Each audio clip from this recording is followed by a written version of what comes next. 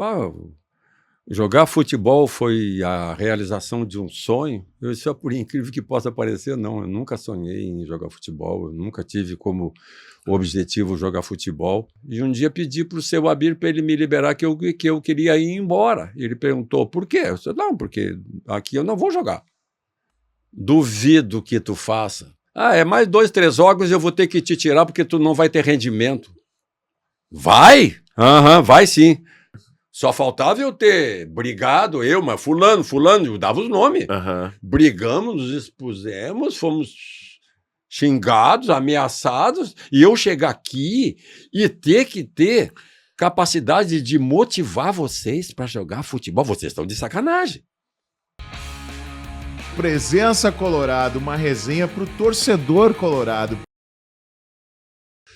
Salve, galera colorada, tamo aí, mais um Presença Colorada, não deixa de seguir a gente no Instagram, no Twitter, no Facebook, no TikTok, seja no @Presença Colorada ou @Press Colorada, e aqui no YouTube compartilha, multiplica, porque afinal todo esse trabalho é feito com muito carinho para relembrar e resgatar a memória viva do Esporte Clube Internacional. E hoje eu tenho um grande amigo meu, um cara extraordinário, dentro, fora de campo, tem muita história para contar, uma grande presença, turfista, gosta dos cavalinhos, conhece muito, né, esse ambiente, assim, que tem tudo a ver, depois a gente vai falar também, a malandragem do turf com futebol. Então, senhoras e senhores, hoje nada mais, nada menos do que ele, Cláudio Duarte, grande presença, seja bem-vindo, Claudião, uma honra poder te ter aqui, meu querido. Prazer em estar aqui. Primeiramente, queria dizer que o acompanho sempre, né, e pela qualidade das entrevistas, pelos assuntos veiculados, né, esse sucesso que estás tendo é merecido, pode ter certeza. E como eu sei que aqui tu aperta todo mundo, eu já estou preparado já para ver o tamanho da prensa que eu vou levar de ti aqui. Mas eu sei que o cavalo é corredor, quando ele toma barro na cara, ele rende, né, Claudio? Não tem essa, não tem ruim contigo, né? Agora, como é que começou esse amor pelo futebol?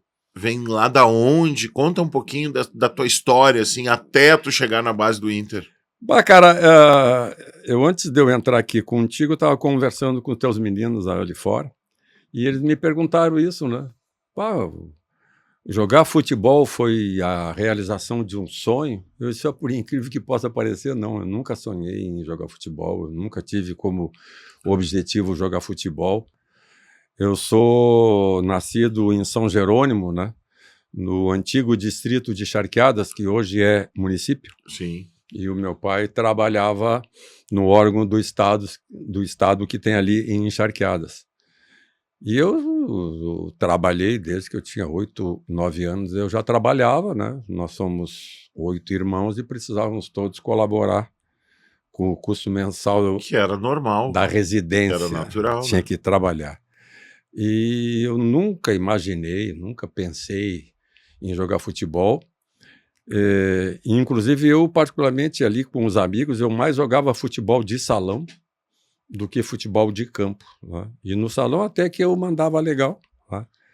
Eu era na época do fixo, o fixo atrás e o fixo na frente, 2 alas, né? E eu era o fixo defensivo com uma saída forte, eu tinha a força física, era o tempo daquela bola que não quicava, era bola pesada e o bico saía forte. Até que um dia apareceu um convite para vir treinar no Inter, em 68, isso. Um vice-presidente da Federação Gaúcha, doutor Enio Barbedo, foi visitar o filho dele, o delegado Cláudio Barbedo, que era o subdiretor lá do órgão do Estado. E acabou que tinha um jogo e que eu não ia nem participar, porque eu tinha participado de um torneio um dia antes de futsal que durou o dia inteiro. Naquela época, pro interior, enquanto não perder, segue, né? E o nosso time foi do começo ao fim na época. E eu estava cansado e eu disse que eu não ia participar do jogo de futebol do domingo à tarde. Aí o pessoal foi na minha casa e pediu para que eu fosse, né? Porque tinha faltado gente. E eu acabei meio contrariado, eu fui participar do jogo onde o pai do nosso diretor estava assistindo. Sabendo que tu não ia render como tu... Não, eu nem sabia quem era, eu nem sabia que tinha gente lá. Quando acabou o jogo, o pessoal disse, olha, é para tu ires ali na casa do chefão. Eu fui, com outros amigos juntos, claro. E o doutor Enio me disse, olha, gostei e quero te convidar para fazer um teste lá no Internacional. E eu lembro até hoje da reação de algumas pessoas que disseram, não, os bons o senhor não viu, que não jogaram hoje, né? Tem no mínimo uma meia dúzia melhor que ele. E eu em cima disse, é verdade, tem uma meia dúzia que joga mais do que eu. E ele disse, não, mas me interessou a tua característica, porque eu era de falar o jogo inteiro, de comandar, de orientar, né? E acabou que ele entendeu que aquela característica seria a melhor. E disse, na próximo final de semana, alguém vai vir aqui e vai te levar para eu treinar. E passamos uma semana, todo mundo naquela expectativa, com a maioria achando que não ia aparecer ninguém. Até que no final de semana foi a filha do doutor Enio visitar o irmão com o marido. E eu acabei vindo com eles de carona num Gordini. E fui entregue em torno de 11 da noite. Fui entregue na rua Silveiro, 178, ao senhor Abílio dos Reis. Estava no portão esperando. Fui entregue para passar uma semana de segunda a sexta em testes. Eu vim, vou ser bem honesto, como todo mundo achava, aproveita, vai passear, porque a gente quase não saía lá de fora. Né? Sim. E eu vim achando que ia ter um passeio de uma semana. Era muito mais longe São Jerônimo do que hoje, né? né? Na época, o ônibus era raríssimo, tinha as lanchas, né? Tinha as lanchas, Graúna, Cearense, né? Eram as lanchas que faziam o trajeto. Tipo hoje tem nosso aí para atravessar o rio aí, né? Que chama de catamarã, né? Sim, Naquele tempo era lancha mesmo. E as lanchas passageiras, com bancos, poltronas, tudo. E aí eu acabei passando essa semana, e para surpresa, não só minha, mas de todos aqueles que estavam participando da situação, o seu Abílio resolveu que eu tinha sido aprovado e iria ficar... Que idade tu tinha, Claudio? Eu tinha 17. 17. Eu já tinha 17, mas o tamanho já era de homem grande, né? Sim. E o seu Abílio, na avaliação, ele me deu como aprovado porque eu era centro médio, eu era volante. Isso que eu ia te perguntar, porque... Eu era volante. Porque, na verdade, o futebol de salão, ele dá muita noção de meio campo, né? Porque tu tem... o campo é muito curto, não pode errar, tu tem que tocar a bola. Então, assim, esse futebol moderno, ele passa muito pelo que acontecia no futebol de salão. E aí tu vai... E tu era um cara que sempre foi comunicativo, sempre um cara que orientou dentro de campo, e tu vai parar na lateral direita, mas tu começa na base no meio campo, então... Eu era volante, fui aprovado para ser reserva de um cara que não jogava nada, que era Paulo César Carpegiani. Ia ficar ruim ali de disputar a posição com o Falcão e com o Carpegiani. Ali, mas o Falcão já foi mais tarde. Mais tarde. Isso era 68. 68. Né? E comecei a participar dos jogos. Naquela época, os titulares da equipe juvenil do Inter, que é o Júnior hoje, tinha Escurinho, Carpegiani, Berg, Jangada, Rubens, Mosquito, Jaime Mônaco, Flávio Augusto, Edson Scott, era um timaço, né? E toda vez que eles faziam o score, o seu Abílio tirava os 11 e botava os 11. Aquela de resolve e entrava os 11, né? Principalmente nas preliminares dos Eucaliptos e do Beira-Rio já. Resultado que, quando eu me dei por conta, eu vi que eu ia ser reserva o resto da vida. Porque o Carpegiani era um gênio, era craque, era completo, né? Era o grande líder, tudo. E eu comecei a me desgostar um pouco. E um dia pedi para o seu Abílio para ele me liberar, que eu queria ir embora. Ele perguntou, por quê? Eu disse, não, porque aqui eu não vou jogar. O cara joga no mínimo 100 vezes mais do que eu jogo. Então, se o senhor me liberar, eu quero voltar para casa. Eu nunca tinha saído, estava apavorado, né? Até aí ele disse... Isso que já tinha um ano de Inter? Não, isso ainda no segundo semestre. Eu cheguei em agosto de 68, isso é setembro, outubro, novembro. 2 mesinhos, sim. É ali, eu disse, não, mas o que eu quero aqui? E ele disse, não, então assim, ó, então, já que tu quer, fica mais uns dias aí, né, até eu conseguir um outro volante para ser o reserva. E naquela época, a equipe juvenil, ela excursionava, como a gente diz. A gente ia para o interior e ficava uma semana, 10, 15 dias, jogando a cada 2 dias, dando show, porque o time era um espetáculo. E numa dessas, nós saímos para uma excursão lá para o lado de Três Passos, 3 de Maio, Santo Cristo, e aí foi indo lá, e era jogo e jogo. Aí numa terça-feira, o jogo era em Santo Cristo. E o seu Abílio começou a fazer um experimento na lateral direita, porque o lateral direito tinha estourado a idade, chamado Reginaldo. Depois jogou no Esportivo, no Caxias, tudo. Está lá em Bento até hoje, gente fina. E o Reginaldo tinha sido emprestado para o interior, e ele começou a testar nos jogos. E chegou nesse de Santo Cristo, ele colocou um zagueiro como lateral para ver.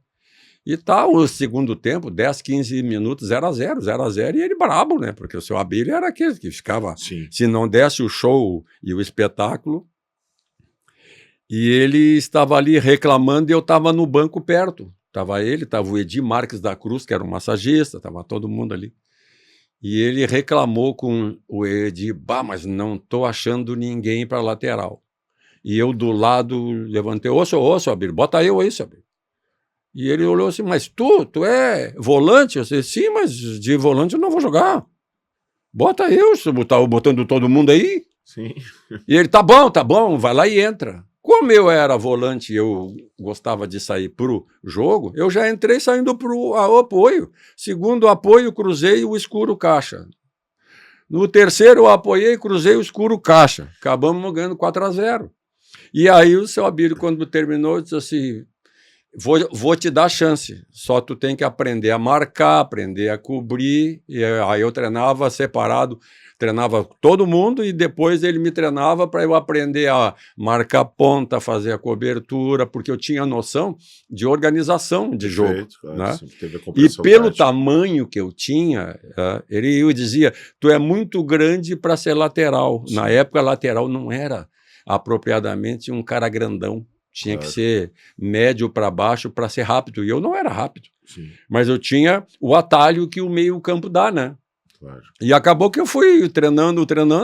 E, surpreendentemente, em 69 a gente fez um ano maravilhoso. Aí eu já tinha o 18.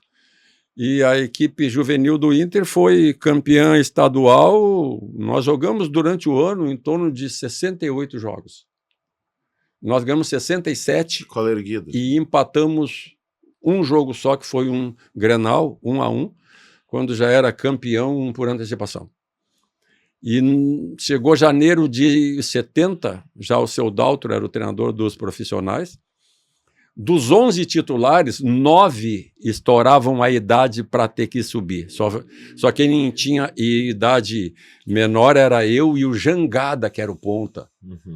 E o seu Daltro fez uma coisa que eu agradeci para ele a vida inteira, porque ele um dia chegou lá e disse, olha, dos 11 que tem aí no juvenil, 9 estouram a idade e tem que subir. Só vai ficar 2, mas eu acho um crime. Vai subir os 11. E ele nos subiu, mesmo que a gente tivesse 2 anos ainda para jogar no juvenil. E casualmente, por muita sorte, né, por muita felicidade minha, eu acabei no próprio ano de 70 jogando primeiro do que os outros todos, porque tinha 2 laterais, o Edson Madureira e o Laurício, que eram bons, foi um aprendizado maravilhoso, 2 características diferentes, 2 comportamentos diferentes, e eles me ensinaram bastante, né? A primeira que machucou um, machucou outro, eu entrei, aí joguei, e aí vim embora, e aí vim vindo aos pouquinhos, né? 70, 71, e 69 também, eu fui convocado por lesão dos profissionais. eu fui convocado a participar de uma súmula, como a gente dizia na época, né? Eu assinei uma súmula de jogo do campeonato estadual de 69, que foi o primeiro da contagem dos 8. Então eu posso me considerar adequadamente que eu tenho os 8 títulos. Eu sou octacampeão claro, também. Carimbou, tá carimbado. Carimbou, né? A súmula não tem. Agora, o estímulo para o atleta ele é fundamental, né? Essa história, assim, a peculiaridade que eu vejo nessa história é justamente essa. Tu chega ali com bola, etc., com inteligência e com humildade de entender qual era o teu espaço, que tu não ia ter para jogar, 1, 2 meses tu faz o diagnóstico, vou sair. Daí aparece uma oportunidade e tu vira um louco treinando coisas que tu não sabia fazer. Sim, porque aí eu tinha que aperfeiçoar. Aí teve o estímulo, né? É o estímulo, é o desafio, né? Porque o seu Abílio tinha uma capacidade de observação muito grande, né? E ele era craque também nessa de... Ele dizia assim, eu duvido que esses pontinhos, esses baixinhos não vão passar por ti aí. Ele te provocava. E aí a gente treinava ali nos eucaliptos e ele botava 4, 5 pontas, cada um com uma bola, vinha um para cima, eu tinha que combater, já ir no outro, e ele dizia, chega neles, e eu começava a usar o corpo. Aí eu tive que aprender, por não ser rápido, a usar o corpo, a ter a colocação, ter a observação correta do espaço cedido ou não, né? E fui aprendendo, e com os profissionais, repito, hein, os 2 laterais da época, o Laurício e o Edson Madureira, me ajudaram, me ensinavam quando eu errava, não, assim não, se tu der o lado aqui, o cara sai lá, né? Então, a minha carreira surgiu assim, sem eu ter sonho nenhum, eu não tinha. Mas desde pequeno eu sonhei aqui, nada. Se eu disser isso, eu vou estar mentindo. Essas provocações, por exemplo, o Abílio ele é muito conhecido pelo famoso teste de cabeça, né? Que ele jogava a bola no chão e mandava o cara cabecear, se o cara se atirasse, ele ia. Mas ele era um cara que... Não, primeiro ele mandava as bolas por cima, pro cara cabecear, matar no peito, até que daqui a pouquinho ele jogava uma rolando. Cabeceia. Aí o cara se ajoelhava no chão para cabecear, dizia, pode ir embora, tu é burro. Isso é bola, é para chutar. Mas o senhor mandou. Quer dizer que se eu mandar tu fazer outras coisas, tu faz também? Ele perguntava. Porque dizia, não, a decisão é tua. Claro. Não adianta ensinamento tá o grito lá, mandando isso. Eu aprendi tanto com ele que nos meus momentos posteriores, lá quando eu machuquei e depois que eu viro treinador, eu tinha que usar o aprendizado dele lá. Quem decide dentro do campo é o jogador. O treinador não pode decidir por ele. Não é a cabeça do treinador que está lá dentro, é a do jogador. O treinador vai instruir quais as formas melhores de obter esse resultado. Mas a decisão, a tomada de uma decisão é do jogador. Sempre tem que ser. Hoje um professor, entre aspas, não pode mais provocar um aluno a ponto de ser cancelamento. Meu filho esses dias me ligou e disse, pai, o professor veio aqui, não sei o que, me provocou, não sei o que. O que eu faço? Vou na diretoria. Eu disse, fica quieto, estuda e tira 10 na prova dele, esfrega na cara dele. Foi o que eu disse pra ele, mas... Gostou, querido? Faz lá, tá aí, ó. Mas, exato. Mas essa cultura do mimimi, hoje, muitas vezes, não permite esse tipo de atitude. Isso foi fundamental, esse tipo de provocação pra evolução. Às vezes, o cara precisa desse tipo de provocação, tu não acha? Eu, particularmente, esse mimimi, pra mim, não serve. Eu tô com 7,2 já, né, cara? As bobagens que eu tinha que fazer na vida, eu já fiz. Isso não te afastou um pouco do futebol até? Até afasta, né? Mas eu não... Esse mimimi hoje, tá? Dessas situações todas, como é que eu não vou agradecer o cara que me desafiava todo dia? Né? Duvido que tu faça. É mais 2, 3 jogos e eu vou ter que te tirar porque tu não vai ter rendimento. Vai? Vai sim. Já saía brabo. Claro. Mas aí não era eu, era a reação de todos. Todos aqueles que alcançaram sucesso da minha geração de base foram provocados e deram resposta positiva. Os que não conseguiram dar resposta positiva, que se apequenaram, não alcançaram o estágio daqueles, Carpegiani, Escurinha, aquela turma toda, né? Que o Carpegiani, para mim, eu até sou meio suspeito em falar. Eu sempre disse, O maior jogador da história do Inter, eu não sei quem é. Não sei. Agora, o melhor foi o Carpegiani. E meu pai diz a mesma coisa. O melhor no conjunto todo da... mas teve craques? Teve vários craques. Mas o completo, o líder nato, o comandante, o motorzinho, o que regulava as condições de pressiona, não pressiona, jogo rápido, jogo curto, era Carpegiani. E o futebol não é uma ciência exata a ponto de tu pegar os melhores, montar um grupo e aquele grupo vai dar liga, né? Não. Muitas vezes tu precisa do operário, tu precisa do bandido, tu precisa do cara que sabe fazer a falta, do cara que provoca o adversário, do cara que vai botar o dedo na cara do juiz. Não é uma ciência exata de só bota os bonzinhos, melhores e que as coisas vão acontecer naturalmente. Né? Eu, nas palestras que eu faço, e as faço até hoje, empresa, escola, onde convidarem, a gente fala muito sobre várias coisas que o futebol te ensina e que serve para a vida. Tá? E uma das perguntas que a gente sempre faz é: o futebol ele é coletivo ou é individual? Perfeito. E as respostas são calcadas em cima dessas duas ofertas que eu faço. É coletivo ou individual? Com a maioria se referindo ao esporte coletivo. Claro. E a gente diz, não é nenhum dos dois. O futebol é associativo. Perfeito. Tu tem que associar características para tu poder ter um time Perfeito. De acordo com os teus objetivos. Tá? E o exemplo disso é quando tu diz assim, se eu te der 11 Messis, tu ganha de quem? De ninguém, porque ele só vai jogar bem na dele, nas outras 10 ele vai te deixar na mão. Ele vai te deixar na mão, então tu vai perder. Vai ter teu time. Tu vai perder, mesmo com 11 Messis. Por quê? Porque na associação de características, para o rendimento dele ser do tamanho que é até hoje, é porque 10 correm por ele, 10 marcam por ele, 10 dão suporte por ele, 10 dão pressão por ele, e aí vai indo. Ou seja, ele tem a capacidade talentosa individual tão grande que tu tem que associar ele com 10 operários. É isso aí. O Romário, o Edmundo e o Sávio não deram certo, né? Não caíram por meio ponto. Não caíram por meio ponto. Que loucura, né? Então o futebol, ele não é nem individual, nem coletivo, ele é associativo. E as pessoas, quando criam dúvidas, eu sempre pergunto, qual é o significado da sigla FIFA? Federação Internacional de Futebol Associativo. De Futebol Association. Ou seja, na tradução literal é pé na bola associado. Isso aí. E aí, então, tu tem assim, é um jogo que tu tem que colocar na formatação do teu projeto de esquema tático de posicionamento, seja o que outras pessoas hoje têm algumas nomenclaturas novas, mas que não diferenciou em nada, porque o futebol continua sendo até hoje um jogo de erro. Perfeito. Quem induziu o outro a errar mais ganha o jogo. Perfeito. Desde que ele começou como jogou lá na sua estruturação, o futebol é um jogo de indução ao erro. Eu tenho que te induzir ao erro, com marcação, Genial. Com detalhes, sabe?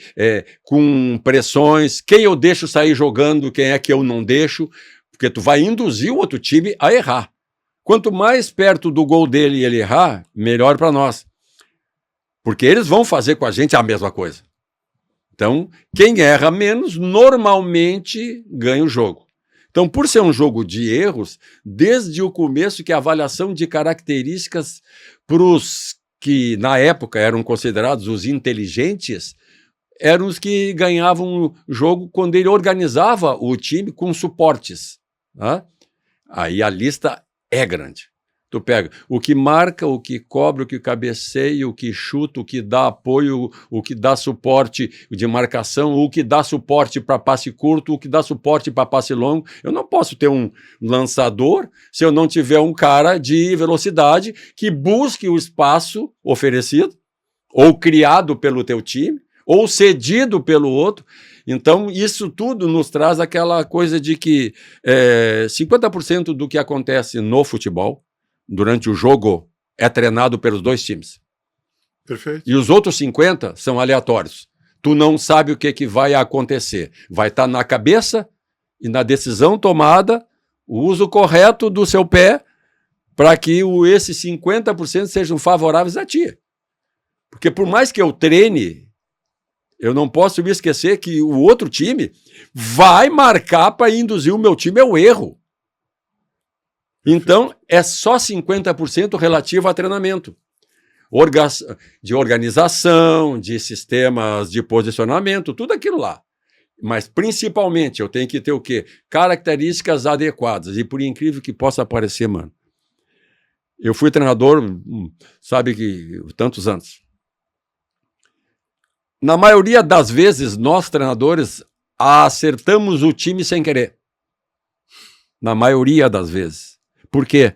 Porque tu tem um time e daqui um pouco tu vai lá, joga mais ou menos. Terceiro cartão amarelo, uma lesão. Uma lesão é um terceiro cartão e o teu time que não estava andando, tinha alguma coisa que tu não conseguia captar ainda. Aí tu testava aqui, testava ali, pô, tem alguma coisa que não está dando certo, não está casando ainda as características. Daqui um pouco por uma penalidade de suspensão por uma lesão qualquer, tu é obrigado a colocar o Joãozinho. Tá, Joãozinho, vai lá e entra, só tem tu, cara. Aí o Joãozinho vai lá e entra e joga e dá o equilíbrio. O normal dele. Só que o normal dele era o elo que estava precisando para algum setor render aquilo que não estava sendo observado corretamente. E aí Mano Tiange e os seus parceiros na arquibancada dizem o quê? O time deu liga. É isso aí. Time deu liga, pá, começa, pô. Fechou. E vai. Quando tu tem a felicidade de, por trabalho, por observação, por alguém da comissão técnica, às vezes até um detalhe, uma exposição de algum dos jogadores jogando, né? Todo mundo pensa que a gente, treinador, não conversa com os caras. Conversa. Como não pode? Tá, meu? E aí, o que tu tá vendo lá dentro? Sim. Pá, lá é o seguinte, toda hora que quando eu vou me organizar, eu tomo blitz toda hora, porque o pessoal demora para me oferecer condições de evolução. E aí tu começa a trabalhar o seguinte, quando a bola estiver para chegar nele, 3, 4, movimenta e busca espaço para ele. Ofereçam-se para ele no espaço. Resultado, acerta. E aí deu liga. Quantos times que, se tu analisasse tecnicamente, ou nos pontos de observação, todos de um time de futebol, tu saber, esse time não é o melhor do campeonato. Não é o melhor. Não, mas ganhou. Isso que tu está dizendo é tão genial que quando o Tinga vem aqui e a gente fala sobre o Guinazu, que o Guinazu era um abnegado, só que era um cara que não marcava posição, né? Era um cara que corria que nem um louco. Desordenadamente. E aí o que o Tinga fazia? Cara, o Guinazu é um cara que vai chegar junto sempre dos caras e tu vai ter que dar o drible mais comprido pra dar cavadinha nele. Então o que o Tinga fazia? Já combinava com o Guinazu, dizia assim, ó, tu vai a 1000, que o cara vai ter que dar um corte maior e eu sei, e eu vou pegar a bola e vou roubar, entendeu? Eu já tô te dando suporte, como a gente diz. Dar suporte é dar proteção. Agora, tudo isso que tu disse, toda essa aula que tu nos traz, assim, pela tua capacidade, pela tua vivência, só dá argumentos para que o acerto do Inter em trazer os 11 para o profissional, né? Porque daqui a pouco ia faltar 1, 2 peças, por mais novas que elas fossem, que não iam dar essa liga, entre aspas. Tu acha que esse foi o diferencial do celeiro de Ásia dos anos 70? O que acontecia naquela mística ali que primeiro fez o Inter ser o time da década de 70? O Inter é o time da década de 70, não tem. Sim. É o único campeão invicto. Os mais sábios sempre dizem isso, que os torcedores gaúchos, até que não eram colorados, eles iam ao Beira-Rio para ver o time jogar, para ver dar espetáculo. Então, isso vem da formação. Porque lá quando a gente vê um time consolidado nos anos 70, é fácil falar em dar espetáculo, mas já tinha essa formação mental, psicológica e uma certa obrigação e uma cobrança, que a gente estava falando em mimimi, lá atrás na base para que isso acontecesse. Então as coisas não acontecem do nada, né, Claudio? Se a gente for fazer uma análise assim de a produção da base chegando em cima, Na década de 70, nós subimos em 11, em janeiro de 70. Já estavam lá, da base. Claudio Miro, Sérgio Galocha, Braulio, Tovar, Dorinho, Bibiano Pontes, Schneider, e devo estar esquecendo, Caçapava foi depois, aí depois veio Caçapava, Jair, Falcão, Batista, ou seja, tu aprimorava a cada ano, a base vinha pontualmente 1, 2 de fora, como veio Figueiredo em 7-1, depois veio Mangue Lula em 7-4, depois Marinho e Dario em 7-6, mas todo ano ajustava com o da base que vinham preparados. O problema todo é a preparação. Não adianta só preparado mentalmente, né? Mentalmente também, ou seja, fisicamente, tecnicamente e não confundindo compreender e entender o jogo.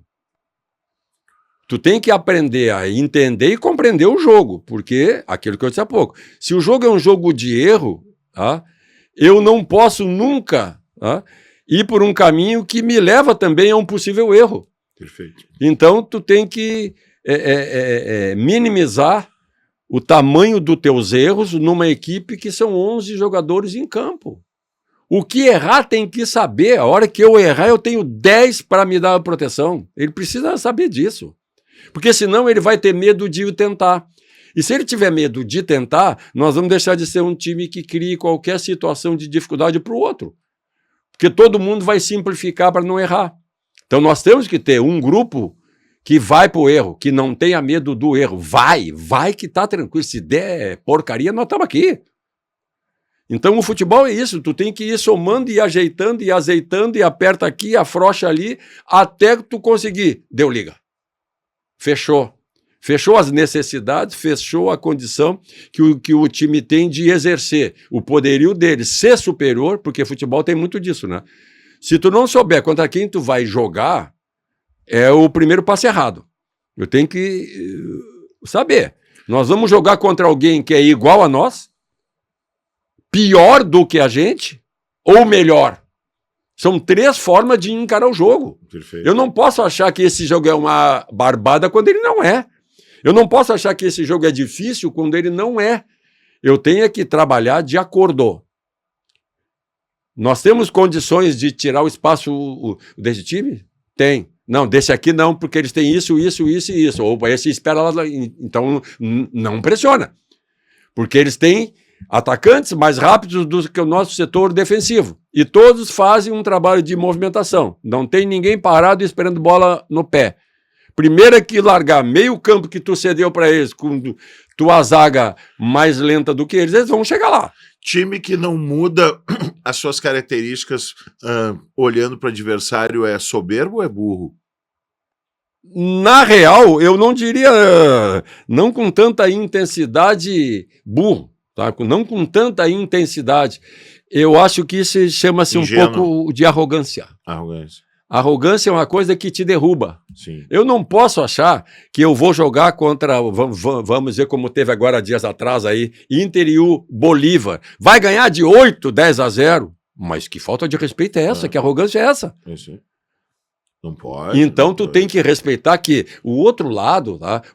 Antigamente ainda tinha... E muito mais do que isso, o Inter mudou completamente as suas características para jogar na altitude, porque tinha um grande adversário, que era a altitude, junto com o time, junto com a falta do oxigênio. Que então... eles não tiveram, justamente porque o Inter cansava muito no segundo tempo, o Bolívar teve a soberba de o presidente dizer, não, nós vamos ganhar de 3 ou 4 deles, porque eles vão cansar no segundo tempo. Porque tinha um ganho de todo mundo. Só que a estratégia de jogo preservou o oxigênio que poderia faltar. Reservas cada um tinha no seu corpo, não se intrometendo em jogada de ninguém.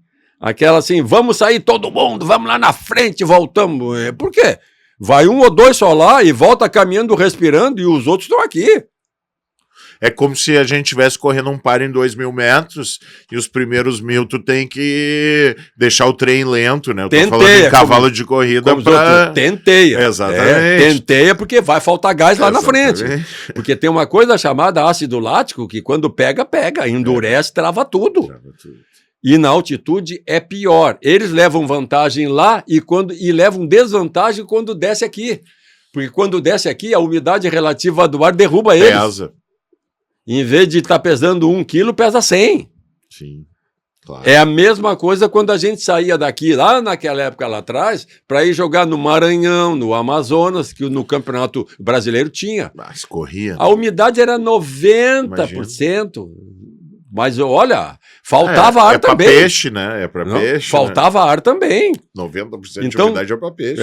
Tudo que tu tem que fazer num jogo é te adequar às necessidades do jogo, né? Isso é que está acontecendo. Qual foi o jogo mais importante da tua carreira como atleta, ou os jogos mais importantes, assim, que tu tem presente? Cara, eu vou te responder de um jeito e só vou te responder porque tu é um cara inteligente e aí vai entender. Na minha carreira, na real, eu não tenho nenhum jogo assim que tenha significativo, diferente do que era o meu trabalho, eu era pago para fazer o melhor que eu podia. Perfeito. Às vezes, até eu tenho um neto, que está com 13 anos já. Esse é o maior respeito que tu pode dar para a tua profissão e pelo próprio Inter, né?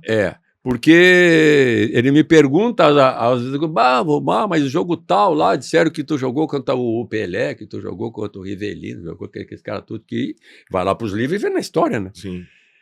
E eu digo só, olha, aqui tem um jogo aqui, 6-1, tu, treinador do Inter contra o Palmeiras. Aí eu disse, né? Aí ele, tá aqui no Google. E o treinador deles era o Tele Santana. Então tu era melhor do que o Tele, vô?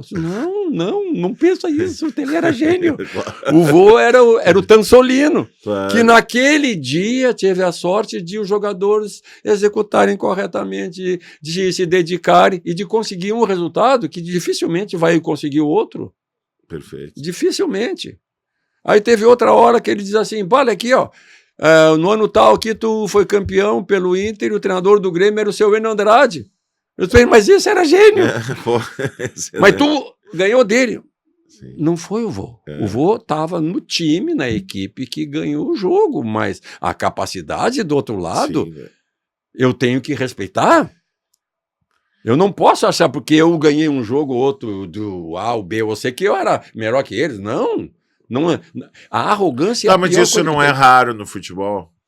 Bom, eu acho que cada um é cada um, né? Tu sempre foi um cara muito espontâneo, sempre foi um cara muito querido, um cara sincero e que muito capaz, muito inteligente, e usava dessa verdade para fechar grupo, para mobilizar e para dizer tudo isso que tu tá dizendo, né? Então sim, pelo seguinte, né, mano? Esses dias até teve um amigo que disse assim, aqui, vamos pegar os treinadores aqui, o do Sul aqui, né? Claudião, tu te inclui entre os melhores como jogador, como lateral. Eu sempre digo, o maior lateral direito da história do Inter sou eu. 1,87 m. O melhor eu não sei quem é. O melhor... Tá valendo essa, o né? melhor eu não sei quem é. Agora o maior sou eu, 1,87 m. Né? E como treinador eu digo, olha, como treinador, cada vez que eu jogava contra esses caras, eu ia com a consciência de que eu vou aprender. Porque eu tinha que me esmerar em tudo que eu sabia, me apoiar em tudo para ver como é que eu ia equilibrar o jogo contra eles.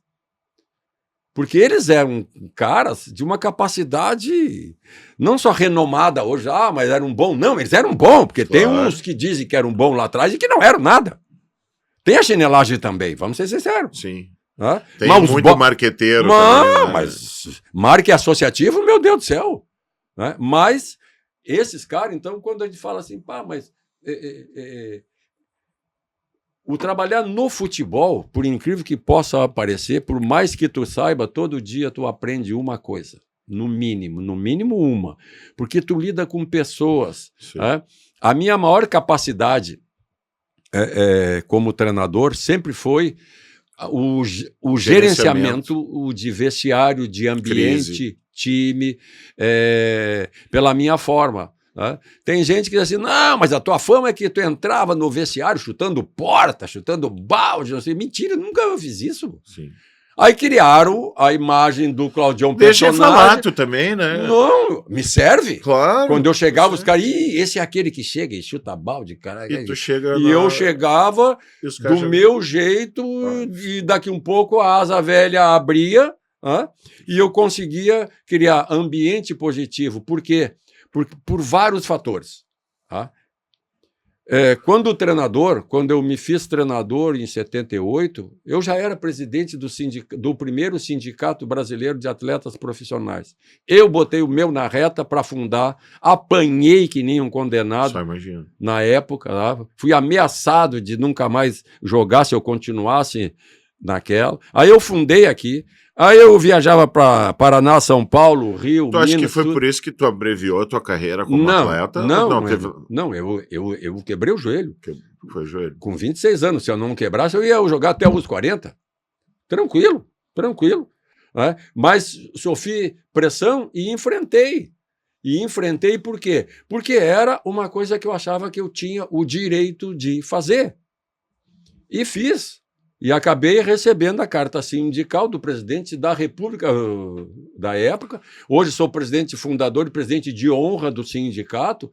Então, eu não fui... Tu imagina, né, Claudiano, tu chegar num vestiário e dizer o seguinte, eu fui o primeiro, eu apanhei, eu abri, não sei o quê, pensando no atleta, pensando nisso. O que eu quero dizer? Tu não vai usar isso. Claro que eu quero... Quantas vezes tu usou isso? Mas eu, como treinador, eu digo, só um instantinho.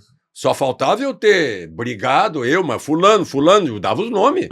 Brigamos, nos expusemos, fomos xingados, ameaçados, e eu chegar aqui e ter que ter capacidade de motivar vocês para jogar futebol. Vocês estão de sacanagem.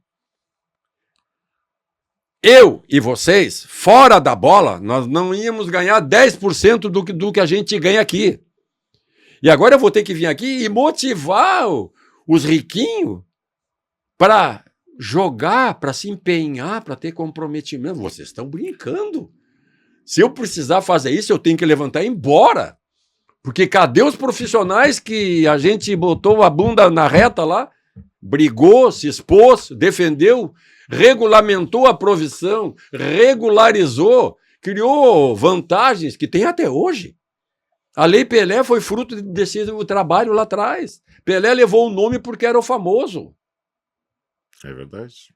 É verdade. Então, a gente diz assim, o que eu fui melhor do que tática e tecnicamente, dando treino, olhando o jogo, eu fui melhor sempre, eu tenho consciência disso. No gerenciamento do dia a dia. Tá, mas é um combo. É o combo. Não, olha aqui, olha a capacidade lógica que tu tem para falar de futebol, olha a tua experiência, a tua vivência numa base, eu digo assim, aquele Inter dos anos 70, ele revolucionou o futebol brasileiro na preparação física com Gilberto Tim, no condicionamento tático do Minelli, do Enio, do Daltro, os profissionais que o Inter formou, aquela geração, é um legado para o futebol brasileiro. Sim, então, assim, sim. Tu vem de um ambiente propício. Então, tu tem todo esse combo, tu tem a tua trajetória como jogador, como líder, tu chega como treinador. Claro que esse ambiente é fundamental, e ainda mais hoje, porque eu brinco muito lá na rádio, que é o seguinte, hoje tu não trata com 30 jogadores. Tu trata com um staff de 30 jogadores. Sim. Então nós estamos falando de uma festinha de 200 cabeças, meu. Não, é horrível. O dia a dia é um terror. Então todo esse combo, claro, que esse combo faz com que, até pela tua humildade, tu veja o seguinte, não, o meu forte era o gerenciamento de atleta, ok? Mas a tua capacidade técnica e tática... Gerenciar o ambiente é muito difícil, porque tu não lida com máquina, tu lida com ser humano. E a maioria vem de uma base social difícil, familiar difícil, vem de uma pobreza. A maioria é o mínimo que tem uma estrutura de família, de vida financeira e tudo que chega para jogar futebol. É mínimo. A maioria, eu e a maioria. A gente veio onde? De pobreza, de ter que ir à luta, né? para se salvar e para salvar a família, porque a maioria esquece disso, né? Uma coisa que eu me lembro também, Claudião, é que quando tu não tinha mais esse ambiente, tu pedia para sair, né? Sempre. Tu Sempre fiz assim. tu não era demitido, tu pedia para Na sair, tu maioria não estava das- preocupado com o contrato, Não, tu na maioria tava, das né? vezes eu sempre disse, olha, deixei de ser útil. Porque assim como eu sempre preguei, tá, a utilidade, tá, é o que eu falo sobre jogador. Na minha ótica, não existe jogador bom e jogador ruim. Existe o jogador necessário e desnecessário. Um que é taxado no internacional de ruim, Uhum. vaiado, xingado, mandado embora, contratação, botamos o dinheiro fora, vai para outro time, 3, 4 meses depois ele está na seleção brasileira. Isso E aí tu diz, pô, e como é que nós mandamos ir embora? Porque aqui ele era desnecessário. Aquela característica não te ajudava em nada. Então houve uma contratação equivocada. A análise de característica, o diagnóstico de análise de característica, ele precisa ser batata. Precisa ser ali. Por quê? Senão eu vou rasgar dinheiro. Ou no passado, não sei qual dos times, até me fugiu, o time que os caras, a imprensa o taxou. 24 contratações equivocadas. 24 análises de que aquelas características não eram necessárias. Sim. Ah, desculpa, não, mas o necessário a gente não tinha dinheiro. Então bota base. Então forma jogador. Então vai pro risco, o risco é o mesmo. Claro. Se eu não tenho dinheiro para trazer a característica que eu preciso e tá ali, e eu tenho que trazer um que eu sei que não vai dar certo, porque não é, mas ele é barato, eu pego a gurizada, né? E eu lembro que eu fiz muito isso. Galvão subiu comigo em 79 e tinha 16 para 17 anos. O Neto subiu comigo no Guarani. Como é que é contratar um zagueiro com aquelas características ali, né? No Guarani, subiu com 15 para 16 anos, o Neto, em 83. Porque eu era o rei do ver treino. Ver o treino.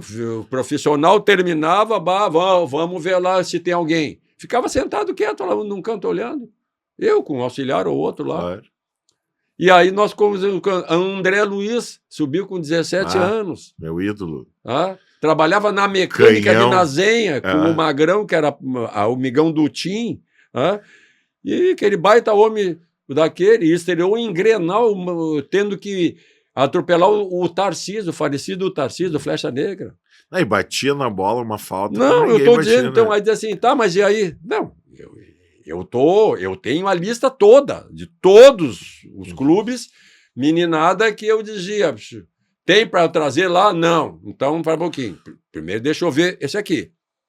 Aí eu já sabia, porque eu acompanhava também, pegava e botava para jogar. Vamos ver, bom jogador eu sei que ele é, agora vamos ver se ele é galo ou não. Se é cagão, se borra todo no primeiro treino no profissional, já se borra.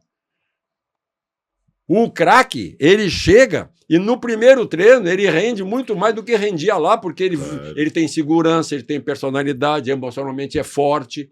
Sabe que eu faço associação nisso com a música, tá?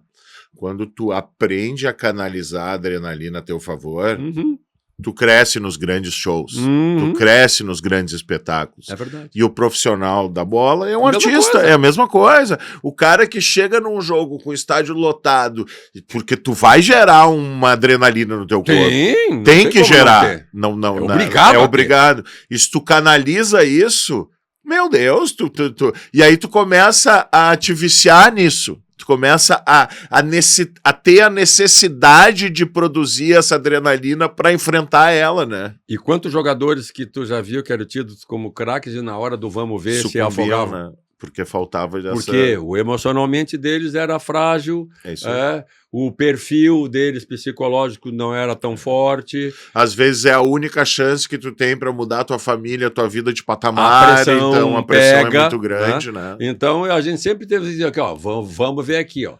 Pergunta para ele, eu lembro até hoje, eu e mais o treinador do infantil, era treinador do infantil pro infanto que tinha na época, em Campinas, e eu fui ver o treino né, do juvenil contra o infanto juvenil. E o Neto estava nos pequenos. E no time de cima estava o Evair, estava todo mundo. Mas eu precisava de um meia. Claro. E aí nós estamos olhando. Quando acabou o treino, o treinador perguntou: e aí, professor? Porque eles têm a mania de chamar o de professor, né? E aí, professor? Quem? Eu disse: o gordinho, aquele lá. Porque lá tem 15, daqui 10 dias faz 16 anos. E é atrevido. Gordinho atrevido. É, tu resumiu a história do Neto. Chama ele aqui. Chama ele aqui. Aí ele veio, né? E eu olhei para ele assim: e aí, guri? E ele meio cestroso, né? Eu disse: olha, quero que tu vá de tarde treinar com o profissional. Isso era uma quinta-feira. Tem jogo sábado e eu tô sem um meia. Eu tava te olhando aqui, eu acho que tu não vai render nada, porque tu tem um jeitinho de mala, de metido. Daí tu já fez o que fizeram, que o Abílio fez contigo, né? Tu tem, já me disseram que tu é metido, tudo. O que tu acha? Tu quer ir lá treinar ou não? E ele: me bota pra ver. Me bota pra ver. Então tá. 3 da tarde lá no profissional. Pô, chegou no treino, já que tu disse que é pra ver, toma, bota aqui. Entrou, arrebentou com o treino, jogou o sábado, ganhamos 1-0, o gol dele nunca mais saiu. Nunca mais saiu. Aí tu vai dizer assim: pá, mas é mérito teu? Não, mérito dele. Mérito do Abílio. Tô dizendo, mas por mérito, tabela que te ensinou a provocar, que era o que a gente estava falando. É o jogador. Tanto que ele, nas suas manifestações, naqueles programas que eles têm lá em São Paulo, ele disse sempre: não vem com essa história de dizer que me lançaram. Quem me lançou foi o Claudião. Tinha 15 para 16 anos. Na marra, vai lá e faz. Se não fizer, eu já te mando embora. Bababá. Ele faz aquele discurso dele. E aqui, tanto nos clubes pelos quais eu passei, eu sempre procurei olhar desse jeito. Claro que nunca é perfeito. Daqui um pouco eu queria olhar do meu jeito, mas a estrutura do clube não permitia. Não, nós temos que contratar para dar satisfação para a torcida. Pô, aí me quebrava as pernas. Mas o que vão trazer não vai jogar. É uma característica que eu não preciso. Essa eu tenho aqui. Mas esse cara jogou no time tal. Eu sei, eu acompanhei, mas não tem o perfil que eu quero. Eu acho que eu estudo e trabalho um pouquinho mais de futebol do que tu, me desculpa. Né? Então, meu Deus, vai por mim. Aí diziam que era: não, babá, mas se não contratar, a imprensa vai dar pau, que a torcida vai não sei o quê.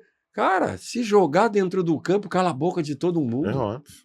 Se jogar dentro do campo, então, às vezes, os clubes deixam, né, de olhar com mais carinho a forma da produção.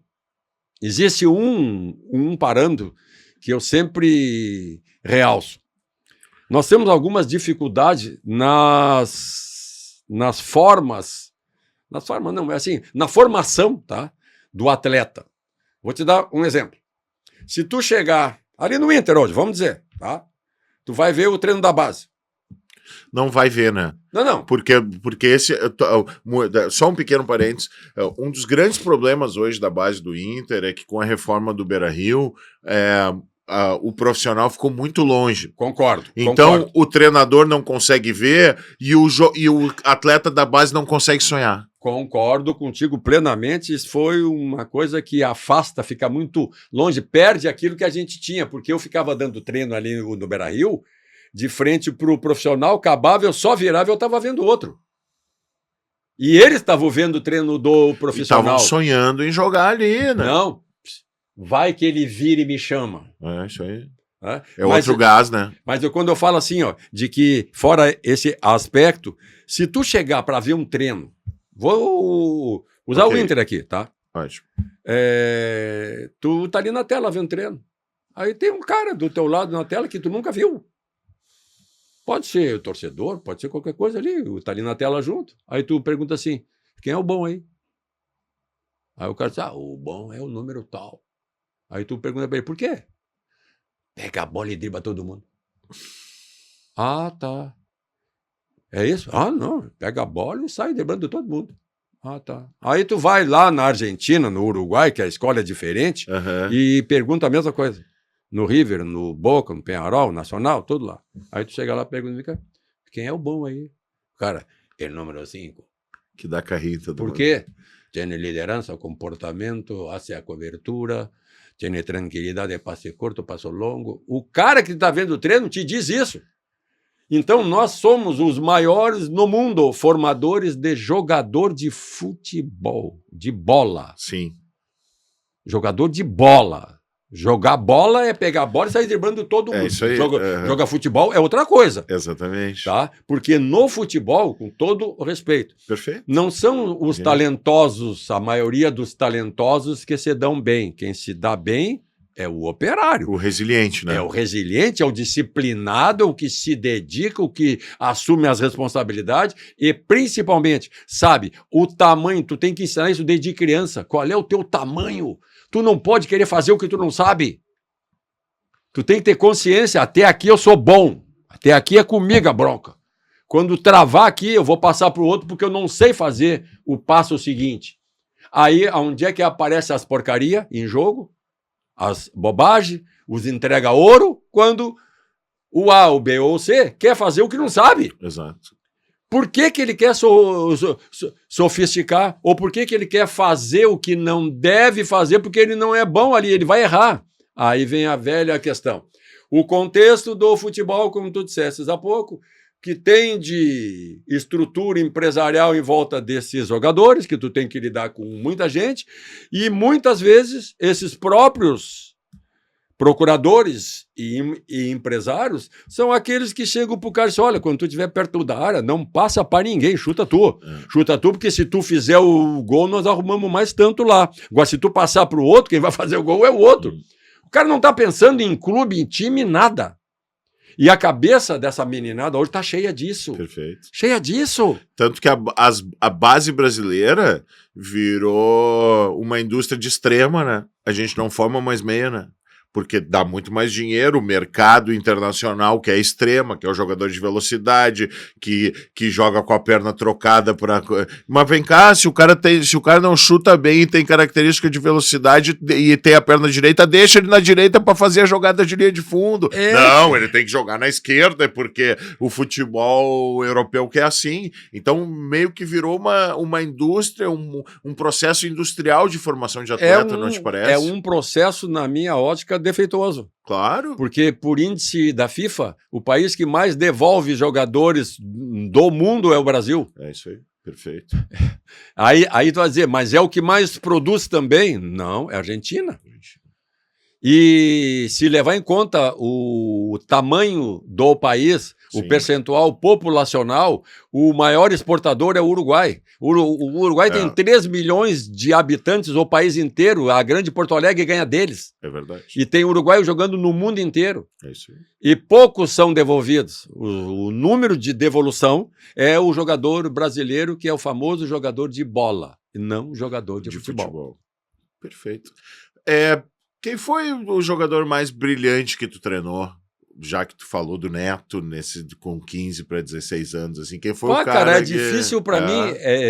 Sabe o que tu jogou difícil? Foi o Carpegiani. Não, o Carpegiani. Não, que eu joguei contra foi o Negão, não tem? Tá, tudo bem. Tá? E tinha jogador bom, mas quem eu convivi dia a dia. Era diferente pela. E exaltava, né, as qualidades, era o Carpegiani, tá? Agora, quando é que tu jogou contra o Pelé, tu te lembra? Joguei até 72, 73, quando ele foi embora. E ele caiu pela esquerda ou pela direita? Uma vez ele me deu um soco na nuca que eu queria matar ele. Ele veio por trás e eu fui cabecear, ele me deu um soco na nuca e cabeceou, quase fez o gol. Aí eu xinguei ele, mas xinguei. E filha disso e filha daquilo, vem que eu vou te pegar. E ele só ria. Só ria. Final do jogo. Muita inteligência emocional, né? Acabou o jogo. E eu louco para pedir a camisa dele. Fui correndo para perto dele. Quando eu cheguei perto, ele me olhou. Mas eu tinha xingado ele o segundo tempo todinho. Aí eu me envergonhei e não pedi, cara. Não peguei. Pô, devia ter pedido. Não peguei, cara, porque eu fiquei... eu xinguei o cara, né? o segundo tempo todinho. Vem aqui que eu vou te pegar, legal. Tá pensando o quê, rapaz? Vai dar soco, pá. Pô, aí quando terminou, eu tava pertinho dele. Se eu peço, ele até dava, né? Claro. Ele não levava isso, Não. mas eu fiquei intimidado pelo vocabulário inadequado que eu usei contra ele o segundo tempo todinho, xingando, vem cá. E o Edu, que era do ponto esquerda, era uma bala. Sim. Só que era meu faixa. E o Edu Claro. dizia assim, não provoca que ele vai vir pra cá. Aí vai ser eu e ele contra ti. Não provoca o homem. Aí vai ser 2 contra ti aqui. Para que... E o Edu ria, porque posteriormente, em 77, eu estava jogando ainda, machucado, mas jogando, o Edu foi contratado pelo Inter, lembra? Sim, é verdade. E o Edu veio, cara, e o Edu a gente sentava e começava a lembrar. Ele era casado com uma gaúcha, né? Isso. E aí a gente começava, mano, a lembrar. E ele dizia assim, te lembra daquele jogo lá que tu começou a xingar o Negão e eu te dizia, para que ele vai vir pra cá. Então tem 1000 histórias disso, né? Mas assim, dos jogadores, seria um crime eu não citar Falcão, Ronaldinho Gaúcho, que eu treinei do outro lado, tá? E tantos outros que podiam não ser os gênios, mas para mim foram importantes pela resposta que me deram. Mas nunca foi considerado o craque, não foi para ti, mas no time que eu estava, se não é ele, eu não ganho. O Ronaldinho Gaúcho, assim, era um negócio impressionante, né? O Ronaldinho, e assim, e como a torcida do Grêmio também já tem toda essa relação com ele, a gente pode falar com muita tranquilidade em relação ao Ronaldinho. Agora, para mim, assim, o potencial de futebol, de jogador de bola que eu vi dele, eu não vi ninguém. No Ronaldinho Gaúcho. Não, só que tu não acha que aqueles 10 quilos de massa muscular que ele colocou na Europa não diminuíram a longevidade da carreira dele? Também. Porque depois ali tu tem o Neymar, o próprio Robinho, tu tem jogadores que já não mudam as suas características no biotipo, né? Não, é que ele virou um atleta. É um tanque, né? Um tanque. Claro que pode ter no decorrer da carreira, mas tem um detalhe. Ele nunca machucou. Se tu pegar a carreira dele, era tudo lesãozinha. Mas tu não acha que ali, por exemplo, no Atlético Mineiro, que foi a despedida dele no futebol, foi que ali ele já Mineiro. Já veio numa situação de encerramento, eu acho. Mas tu não acha que ali, por exemplo, ele foi genial ali, mas se ele tivesse um pouco menos de massa muscular, ele seria mais rápido e teria mais agilidade. Tu imagina ele mais rápido do que ele já era com aquele peso todo. Que ele pegava, ele partia para cima e ia embora. Porque ele tinha o quê? Ele tinha aquilo que a gente chega... 6,80 de porta. Exatamente. Para quem não sabe, no Turf é o seguinte, e principalmente porque o Claudião ele gosta da curta, né? Ele gosta da curta, dos ligeiros. Os primeiros 100 metros é que decidem muitas vezes uma cancha reta, porque não adianta tu ter só velocidade nos 500 metros que tu vai disputar. Tu tem que ter porta, tu tem que largar, quem faz menos de 7 máquina, né? Hoje nós estamos assim, baixou de 7 já é considerado craque. E o super craque estão fazendo 6,70, 6,80. Aí diz assim, não, mas é 1/5, é 0,20 de 1 segundo. 2 corpos de vantagem, nunca mais me pego. Para finalizar, da onde vem esse teu amor pelo Turf, pela corrida de cavalo? Tem a ver com o Mário Sérgio? Tem a ver com Guerrinha? Nada. A gente morava lá em Encharqueada, perto da cancha reta. É da cancha reta, é do teu pai, então. Não, a gente ia ajudar na cancha reta para ganhar as pilas. E aí puxa cavalo para leva cavalo para dar água, leva para o açude para dar uma barrigada nele na água. E aqui e era a gente sempre perto. E o sonho era um dia ter cavalo. Claro. E eu consegui o primeiro quando eu virei treinador. Quando eu virei treinador em 78, aí eu tinha juntado uns pila, aí eu comprei uma égua aqui no Jockey Club, ganhamos carreira, nunca tive craque, né? Mas para o comum tem uma pilha de foto, tem uma pilha, tá? E tu sabe que é o detalhe maior ainda, porque tem gente que quando eu falo sobre cavalos, o Claudião é louco, eu nunca joguei 1 centavo. Mas não, digo... É óbvio, isso aí. Agora, eu nunca joguei R$1 nem nos meus cavalos. Na cancha reta, quando eu tive, e tive alguns bons, tá? Quando eu tive na cancha reta, eu Tu é tinha... obrigado a jogar, né? Não, mas eu negociava com a parceria. Entendi. Eu entro com um cavalo. E vocês entram com E o eles jogo. bancavam o jogo. Perfeito. Feito. Eu também nunca fui.